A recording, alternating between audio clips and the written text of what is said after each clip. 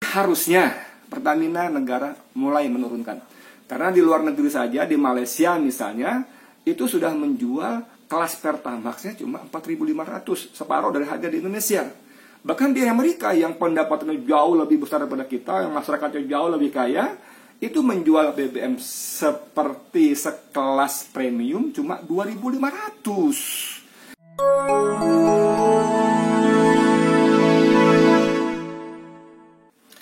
Bismillahirrahmanirrahim. Assalamualaikum warahmatullahi wabarakatuh. Saudara sekalian, kembali dengan saya Edi Mulyadi. Saudara sekalian, saya masih ingin bicara soal harga BBM. Pada video yang lalu saya mempertanyakan kenapa Pertamina memberikan cashback 50% untuk pengemudi ojol, ya kan? Pertama itu. Yang kedua masih soal ini, kenapa dia mengumumkan seorang komisaris utama? Padahal kita tahu komisaris utama itu adalah internal perusahaan. Dia boleh petantang-petenteng, sok jago segala macam dalam grup saja, rapat umum pemegang saham. Internal mereka lah, ngomelin direksi segala macam, boleh silakan tuh komisaris memang. Ya begitu keluar, eksternal ya itu tugas direksi. Nah kebetulan juga, atau bukan kebetulan ya, bahwa komisaris utama Pertamina yang mengumumkan diskon 5% itu, cashback itu adalah namanya Basuki Cahayapurnama. Orang lama langsung berpendapat bahwa ini bukan gratis, ini bagian rebranding Ahok untuk kepentingan politik jangka panjang. Kita tahulah kemarin kan Jokowi menyebut ada 4 nama calon ketua otorita ibu kota baru nanti.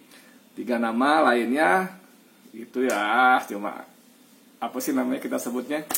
Cuma peserta penggembira lah gitu. Namanya keempat atau nama satunya adalah namanya Basuki Cahayapurnama. Jadi ini kuat diduga adalah agenda-agenda politik jangka panjang. Yang kedua, kenapa hanya ojol, Grab dan Gojek? Kan tidak boleh seharusnya yang namanya harga BBM itu kita cuma tahu harga industri sama harga publik, harga subsidi. Nah, harga industri sama harga subsidi itu semua. Apalagi yang kita tahu bahwa yang kena dampak buruk corona ini kan bukan cuma pengemudi ojol. Bahwa mereka harus dibantu tentu saya setuju banget. Tapi itu bukan tugasnya Pertamina. Kalau membantu ojol ya tugasnya Grab dan Gojek dong. Jangan tugasnya Pertamina, ya kan? Apalagi Grab dan Gojek ini kan bukan perusahaan kaleng-kaleng. Dia bukan perusahaan ece-ece. Valuasi keduanya sudah $1 miliar. Itu disebut unicorn yang dibanggakan oleh Jokowi tempo hari. Unicorn itu $1 miliar loh. Bahkan valuasi dari Gojek itu orang bilang tidak kurang dari 150 triliun. Gede banget.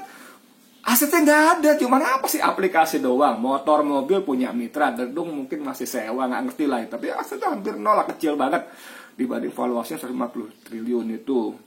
Pertama, Garuda yang punya hanggar, punya pesawat banyak, valuasi cuma ke 115 triliun. Jadi kembali ke soal tadi, membantu ojol, iya. Penting, bagus, tapi bukan tanggung jawab Pertamina. Itu tanggung jawab Grab dan ojol.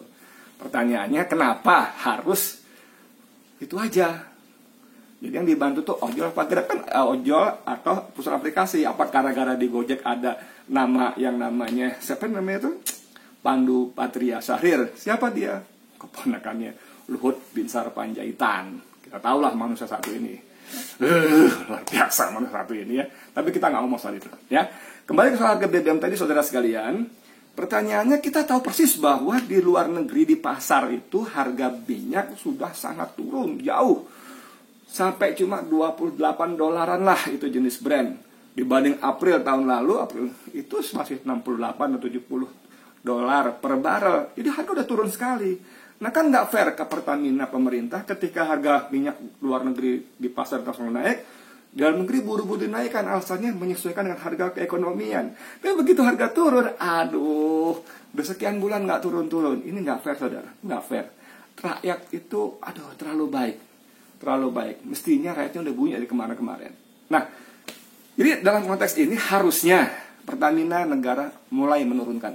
Karena di luar negeri saja, di Malaysia misalnya, itu sudah menjual kelas Pertamax-nya cuma 4.500, separuh dari harga di Indonesia. Bahkan di Amerika yang pendapatannya jauh lebih besar daripada kita, yang masyarakatnya jauh lebih kaya, itu menjual BBM seperti sekelas premium cuma 2.500. Jadi misalnya Pertamina atau negara menurunkan harga premium kita jadi 3.000, 4.000 maksimal, masih oke lah, walaupun lebih mahal. Mestinya 3.000 itu udah masuk akal. Atau menurunkan Pertamax maksimal jadi 5.000 lah. 6.000 lah masuk akal. Tapi kan tidak dilakukan. Jadi negara ini keterlaluan. Kalau ngambil duit dari rakyat buru-buru, naikin harga buru-buru, begitu harus turun, entar-entar. Ayo, rakyat bunyi. DPR-nya bunyi lah. Ngapain DPR diam aja sih? Kalian ngapain sih di Senayan sih? Begitu virus corona merebak, bukan kalian menunjukkan empati, membantu, memotong gaji, menyalurkan ini, itu segala macam. Malah kalian terus bergerilya membahas undang-undang tentang Omnibus Law yang sangat eksploitatif.